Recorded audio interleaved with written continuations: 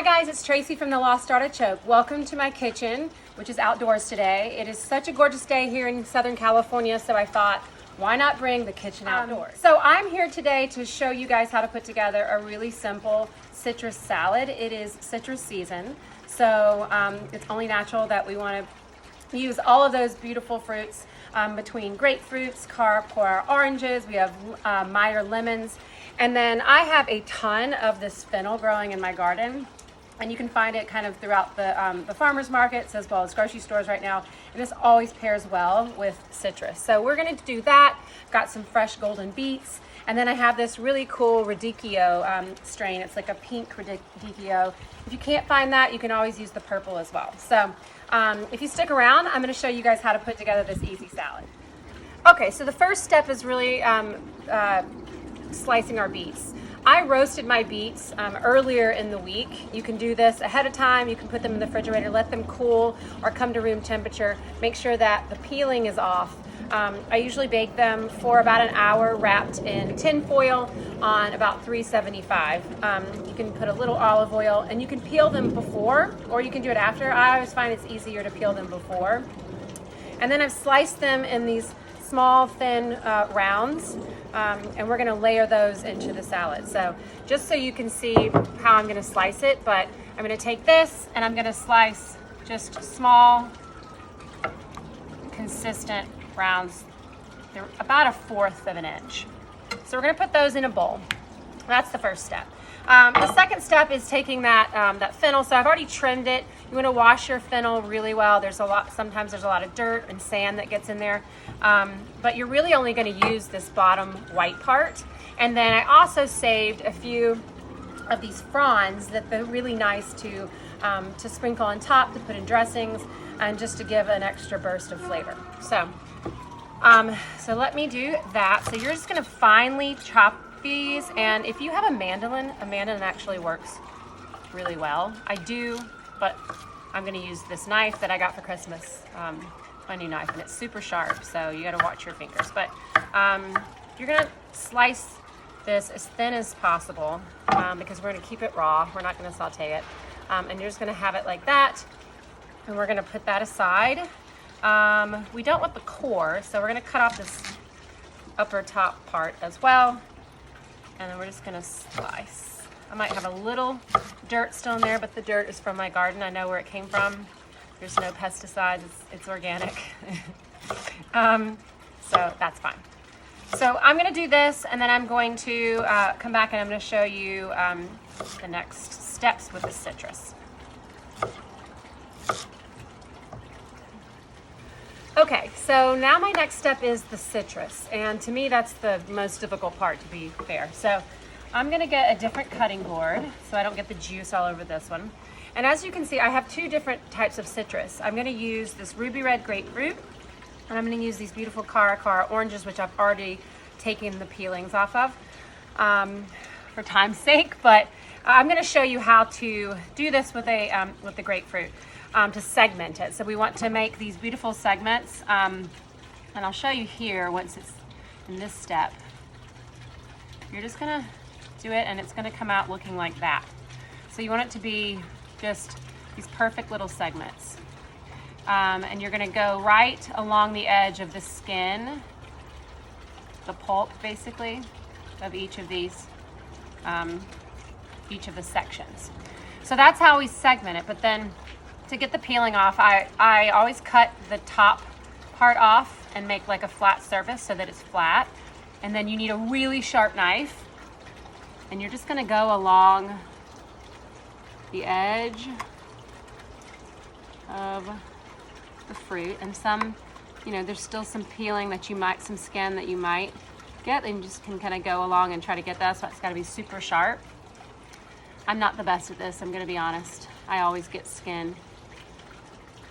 And then any of those, if you get too deep, then, like I did on that one, then you can always just eat that juicy peeling.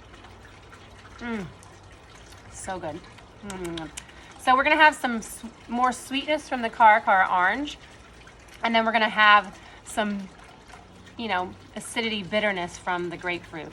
They're really going to balance each other out. All right, so I'm going to keep doing this and segmenting my my citrus, because this is going to take a minute. It'll probably take about a good 10 minutes to get it perfect. So why don't you guys do this with me, and then we'll come back and we'll put it all together. Okay, so I have cut all of the segments of my oranges and my grapefruit. I'm going to set it aside so we can put this together. I've taken all of the juice and the other segments and put them in a little bowl here. You can save that later. We may even drizzle a little bit on top. My next step is going to cut this radicchio. I want to lightly toss it in a little vinaigrette. So we're going to make a little vinaigrette in here. So I'm going to take like a splash of white wine vinegar. There's no like specific measurements, to be fair. I'm going to take a splash of agave. You could use honey if you want, but agave just mixes easier for me. I'm going to take a little spoonful of Dijon mustard, a little salt, a pinch of pepper, some olive oil, more olive oil to vinegar, and then I'm going to take just a splash of that mixed juice, just a splash, and then we're going to, it's getting windy out here, sorry. Then I'm going to just mix this really well, and we're going to toss our radicchio in that. So that is going to be the base, and then we are going to layer everything else and drizzle a little, and just a little bit more olive oil and zest on top. So the Santa Ana winds have come in and are blowing things. So I need to hurry this, but so I'm going to take, I'm not even chopping them into big pieces because I just want to layer this. I don't want it to be very rustic. So just take them and, you know, unpeel it as much as possible. And I'm going to actually toss in the fennel too, because I want that to have like a little bit of this vinaigrette. So we're going to toss that in, and just with your hands gently toss it in that vinaigrette that we just made. So again, the vinaigrette, there's not like an exact measurement, except for you don't want it to be too acidic. And I will leave the measurements, like a more specific recipe, like on the page, but you want more oil to acid. And then I always put a little, like I said, honey or agave to kind of even out those flavors. It helps take some of that bitterness out. All right, so we're done with that. I dropped a little bit of the fennel. We're just gonna throw it in the yard. And I'm gonna start layering. So I'm going to take my plate. I'm gonna take that beautiful radicchio and just kind of layer on the bottom like this. I mean, as much as you can. I mean, it's so pretty. I had actually never seen this style before moving to California. We have so many beautiful types of produce at our farmers markets. Okay, so then I'm gonna just start to take a few layers of the different things. So layer of those beautiful beets, golden beets. You could use red beets if you can't find the golden beets. They have candy stripe beets. I mean, anything will work. But I like the golden beets. They have a little sweeter flavor. So I'm going to do a layer of that. I'm going to sprinkle a little bit of that, of those fennel pieces. And this it makes enough really for 2 salads. And then I'm going to take a little bit of my citrus. So I'm just going to mix in, you know, a little of both, because you don't want it to be too acidic with the grapefruit. It can be. And all right, let me see this Cara. I had never had those either before coming out here. I'd had the blood orange, so they're similar to a blood orange,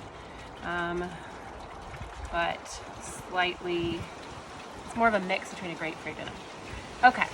And so then the next step is I'm going to take a little bit of this fennel, these fennel fronds, and a little bit of this mint,